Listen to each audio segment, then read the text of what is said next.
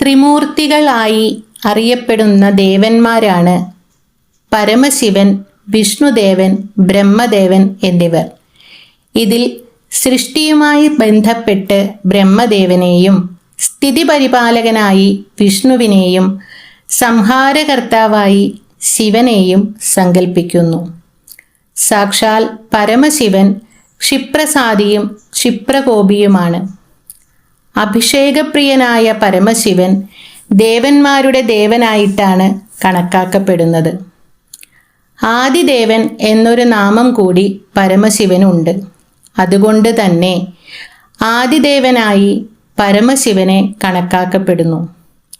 മറ്റു ദൈവങ്ങളിൽ നിന്നും വ്യത്യസ്തമായ ആചാരങ്ങളും രീതികളുമാണ് പരമശിവനുള്ളത്. ശ്മശാനവാസിയായ പരമശിവൻ നാഗങ്ങളെ ആഭരണമായും പുലിത്തോൽ വസ്ത്രമായും ധരിച്ചിരിക്കുന്നു.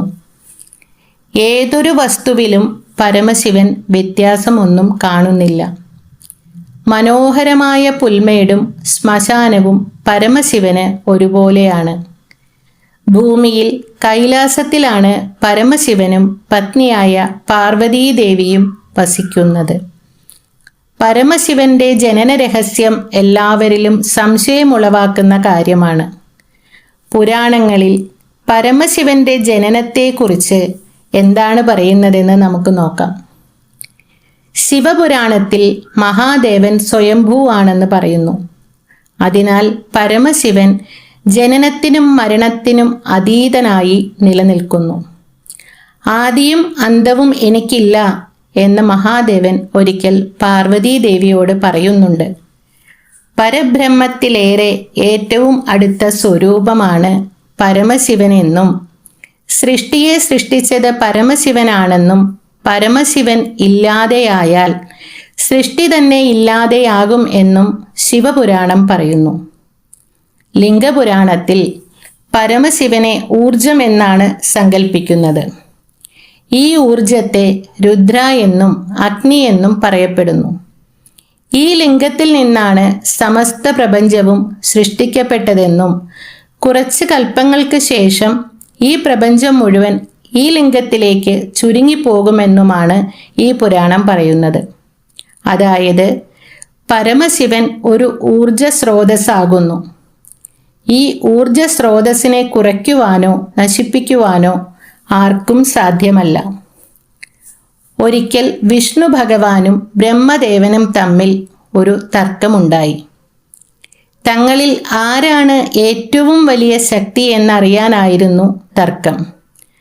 ഉടനെ അവരുടെ മുന്നിൽ ഒരു വലിയ ലിംഗം പ്രത്യക്ഷപ്പെടുകയും ആ പ്രത്യക്ഷപ്പെട്ട ലിംഗത്തിൻ്റെ ആദിയും അന്തവും കാണാൻ ഇരുവരും പരിശ്രമിക്കുകയും ചെയ്തു. ആ ലിംഗത്തിൻ്റെ തുടക്കമോ അവസാനമോ രണ്ടുപേർക്കും കണ്ടെത്താൻ കഴിയില്ല എന്നതുപോലെ തന്നെ പരമശിവന്റെ ജനനത്തെക്കുറിച്ചും ആർക്കും കണ്ടെത്താൻ ആകില്ല എന്നതാണ് ഇതിലെ വസ്തുത.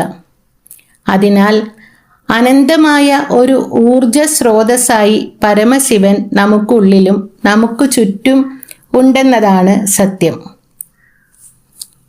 വിഷ്ണു പുരാണ പ്രകാരം എങ്ങനെയാണ് പരമശിവന്റെ ജനനം എന്ന് നമുക്ക് മനസ്സിലാക്കാം. വിഷ്ണു പുരാണ പ്രകാരം ബ്രഹ്മദേവന് ഒരു കുഞ്ഞു ബാലകനെ ലഭിക്കുന്നതിന് വേണ്ടി തപസ് ചെയ്യേണ്ടതായി വന്നു.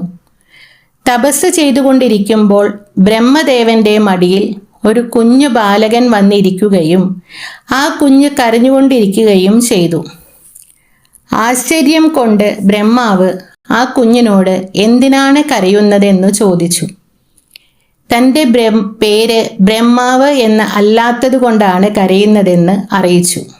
അപ്പോൾ ബ്രഹ്മാവ് ആ കുഞ്ഞിന് രുദ്ര എന്ന പേരുമിട്ടു. രുദ്ര എന്ന വാക്കിൻ്റെ അർത്ഥം കരഞ്ഞുകൊണ്ടിരിക്കുന്ന എന്നാണ്. ബ്രഹ്മാവിന് രുദ്രൻ എന്ന മകൻ പിറക്കാൻ വിഷ്ണു പുരാണത്തിൽ ഒരു കഥ പറയുന്നുണ്ട്. ആദ്യം സൃഷ്ടിയിൽ എല്ലായിടത്തും ജലം നിറഞ്ഞു നിന്നിരുന്നു. ഈ സമയം വിഷ്ണു ഭഗവാന്റെ അനന്തനാഗത്തിന് മുകളിൽ ഭഗവാൻ എല്ലായിടത്തും വിഹരിച്ചു. ഈ സമയം വിഷ്ണു ഭഗവാന്റെ നാഭിയിൽ നിന്നും ബ്രഹ്മാവ് ഉത്ഭവിച്ചു. ആ സമയത്ത് ബ്രഹ്മാവും വിഷ്ണുവും സൃഷ്ടിയെക്കുറിച്ച് സംസാരിക്കുമ്പോൾ പരമശിവൻ പ്രത്യക്ഷനായി. എന്നാൽ ഈ സമയം ബ്രഹ്മാവ് പരമശിവനെ തിരിച്ചറിയാതെ അവഗണിക്കുന്നു. ഇതിൽ നീരസം തോന്നിയ പരമശിവൻ അവിടെ നിന്നും അപ്രത്യക്ഷനായി. ഇതേ സമയം വിഷ്ണു ഭഗവാൻ ബ്രഹ്മാവിനെ പരമശിവനെ കുറിച്ചുള്ള കാര്യങ്ങൾ ഓർമ്മപ്പെടുത്തി. തൻ്റെ തെറ്റ് മനസ്സിലാക്കിയ ബ്രഹ്മാവ് പരമശിവന്റെ അടുത്ത് ചെന്ന് ക്ഷമ ചോദിക്കുന്നു. പരമശിവൻ ബ്രഹ്മാവിന് ക്ഷമ നൽകിയപ്പോൾ ബ്രഹ്മാവ് പരമശിവനോട് ഒരു കാര്യം ആവശ്യപ്പെട്ടു.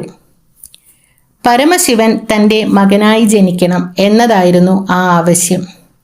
ഇത് പ്രകാരം പരമശിവൻ രുദ്രൻ എന്ന നാമത്തിൽ ബ്രഹ്മാവിൻ്റെ പുത്രനായി ജനിച്ചു എന്നാണ് വിഷ്ണു പുരാണത്തിൽ പറയുന്നത്. ഇതുകൂടാതെ ഭാഗവത പ്രകാരം പരമശിവൻ ബ്രഹ്മാവിൻ്റെ നെറ്റിയിൽ നിന്നും ഉത്ഭവിച്ചു എന്നുകൂടി പറയുന്നു. ഇതിനാലാണ് പരമശിവൻ എപ്പോഴും ധ്യാനത്തിലിരിക്കുന്നത് എന്നാണ് പറയുന്നത്. വിഷ്ണു പുരാണ പ്രകാരം പരമശിവന്റെ ഏറ്റവും രൗദ്രമായ അവതാരമാണ് രുദ്ര അവതാരം എന്ന് പറയാം. ഇങ്ങനെയുള്ള രുദ്ര അവതാരം ബ്രഹ്മാവിൻ്റെ നെറ്റിയിൽ നിന്നും ആണെന്നും പറയുന്നുണ്ട്. ഒരിക്കൽ നാരദ മഹർഷി ത്രിദേവന്മാരുടെയും ജനനത്തെപ്പറ്റി ചോദിക്കുകയുണ്ടായി.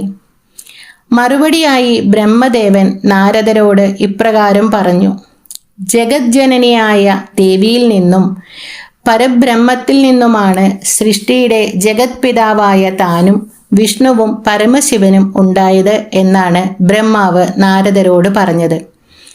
അങ്ങനെ പരബ്രഹ്മത്തിന് സദാശിവൻ എന്ന പേരും ഉണ്ടാകുന്നു.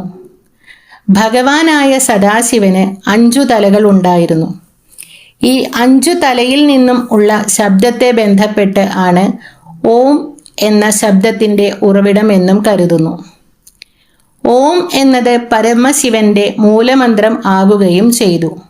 അതുകൊണ്ട് തന്നെ ത്രിമൂർത്തികളുടെ ജനനമായി ബന്ധപ്പെട്ട വ്യക്തമായ കാരണങ്ങൾ എവിടെ നിന്നും ലഭിക്കുന്നതല്ല.